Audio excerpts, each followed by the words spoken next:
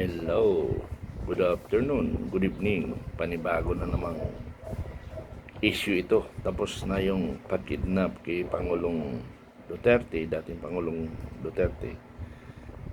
Ito yung dahilan kaya pilit na kidnapin si dating Pangulo dahil para mapagtakpan yung nangyari sa ibang bansa na kung saan dawit ang ating First Lady. Pero maganda siguro pakinggan natin ang nakalap na balita ng aking kasamahan, si General Macanas. Ang reaksyon, itong pinaka-latest post ni Dean Chase sa California. Tungkol ito sa update ng coke overdose issue ni late Paulo Tantoco. Sabi niya, the day of reckoning will soon come. And when it finally comes, the head of the state and his wife will need to answer to everything that they did to the people and the nation, especially to FPRRD.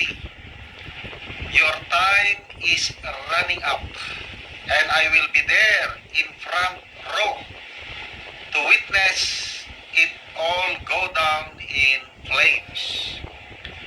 May justice be served not only to Paulo, but to the entire Tantoco family for being forced to say a narrative that I am 100% sure they didn't want to. No to NAGPA administration. Tapos post siya, inattach niya ang 2-page document from the Beverly Hills Police. Yan o. Kailang masyado lang maliliit. Hindi ko kayang basahin. But knowing Dean Chase, yung kanyang passion to expose the truth, ang dating sa akin is, yung kaso is gumugulong. Hindi nakalimutan. Kasi baka mamaya, kinalimutan na, wala na. So, iba kasi Amerika ito eh. Once na may mga ganyang kasos, hindi mo kayang tabun-tabunan na lang yan. So, ibig sabihin, justice will be served later on. Yun ang sinasabi niya. So, hindi pa sila ligtas. Okay, so, i-relate natin itong pangyayari sa Beverly Hills, yung pangyayari pa sa Senado. May isa, yung 8 ni Senator Robin Padilla, si Miss Nadia Montenegro, allegedly gumagamit ng MG, Mary Jane. Ang kaibahan sa Senado at dito sa nangyari sa Beverly Hills, sa Palasyo, inimbestigahan kaagad dito sa Senado. Makita mo, walang cover up.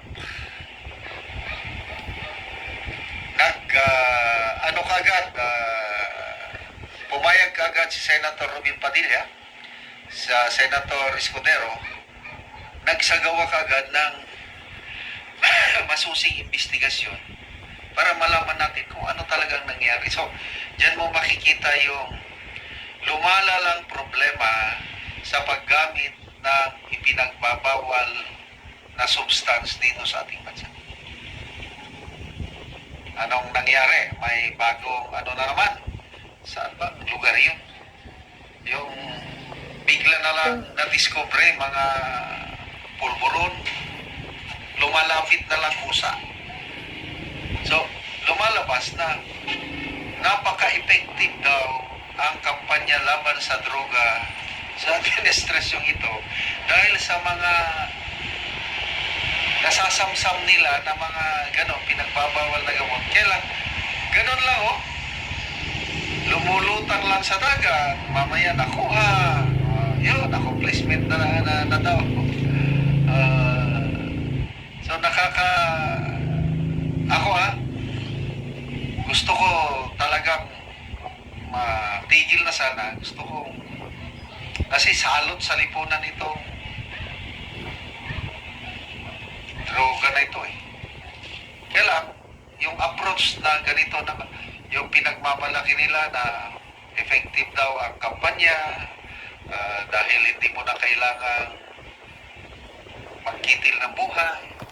Tuwa-tuwa sila no. Kaya lang, may nababalita naman na Alam nyo, kaibigan, yung sinasabi na drug campaign ng ating administrasyon ngayon, hindi ko nararamdaman sa totoo lang. Hindi, at saka alam ko kayo hindi nyo rin nararamdaman. Kasi nga sa totoo lang, lahat ng mga ginagawa ngayon ng Marcos, hindi ko rin alam kung bakit hindi na ako naniniwala sa lahat ng ginagawa ng nasa gobyerno ngayon sa panahon na administrasyon. Kasi nga, puro lukuhan puro lukuhan. Sa budget na lang, pinaglalaroan ng kaban ng bayan. Sa drugs, na sinasabi nila mas effective daw sila, walang namamatay. Wala nga namamatay, pero wala naman nagagawa. Puro na lang salita ang nagawa. Para bang yung campaign ngayong administration at saka kay Duterte, parang gusto lang ipakita ngayon ng administration na mas magaling sila dahil walang napapatay. Pero tayong malawak ang kaalaman, kaisipan, hindi tayo nila mabubola. Ang mabubola lang nila yung mga nabiktima na matay sa drug war. Okay. Yung mga namatay sa biktima, wala pang 0% yun. O 0.2%. Wala pa yun. Hindi naramdaman yung namatay. Kukunti lang yun kaysa drug addict. Ano? Drug addict. Iilan lang yung natutuwa sa ngayong drug war. Ang natutuwa lang doon yung mga namatayan. Kasi nga, nalala nilang kanilang mahal sa buhay. Pero sabi ko nga, kung mayroong sisihin doon sa namatay, yung magulang, anak, asawa, kapatid. Yan ang dapat sisihin natin. Ano? Yan ang dapat sisihin natin. Kasi kung dinisiplina natin ang mga drug addict o ano pa man, hindi yan mangyayari, hindi yan mamamatay.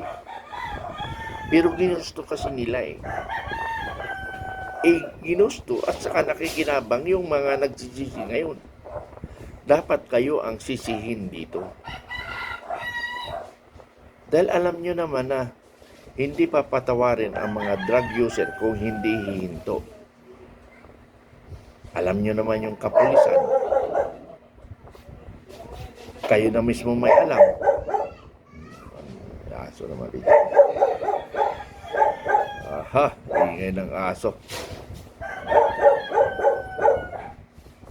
Ingay.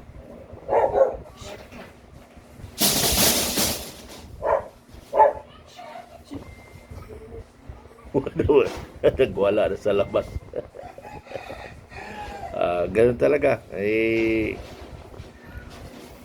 May maraming dumadaan na tao kasi at saka nasa tabing kalsada kasi. Okay. Marami rin kasing addict dito sa amin Panahon pa ni Duterte. Pero actually, ito nga pala yung tinaramin namin dito.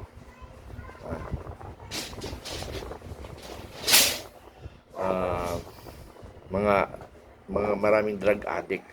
Lagi akong hindi naman napapaawa, hindi naman sila pumapatol sa akin Dami kong sinisilmunan. Minsan alauna, minsan alas 2. Binabawal ko sila, nilalabas ko sila, manahimik kayo.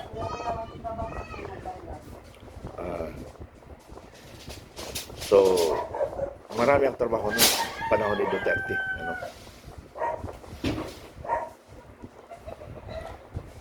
Panahon ni Duterte. Tsaka sa ngayon, wala na.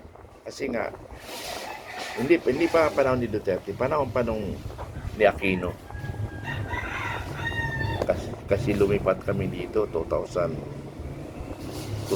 yata, 2010. Namin kong nililipatan kasi. So, malalaman natin ngayon anong mangyayari. Sabit na naman dyan ang First Lady. Alam niyo itong administration na ito, talagang ang daming issue. Hindi ko maintindihan na puro kapalpakan. Puro kapalpakan. Anyway, yan lang muna ang aking parating sa inyo. Yung doon sa namatay na anak ni Juan. Paulo, no? Tangtako. Tantako. Follow up yan. Kasi mamaya, blood control, ang ating pag-usapan. 500 billion plus versus 125 million. Yun ang laban ngayon. Yun lang, maraming salamat.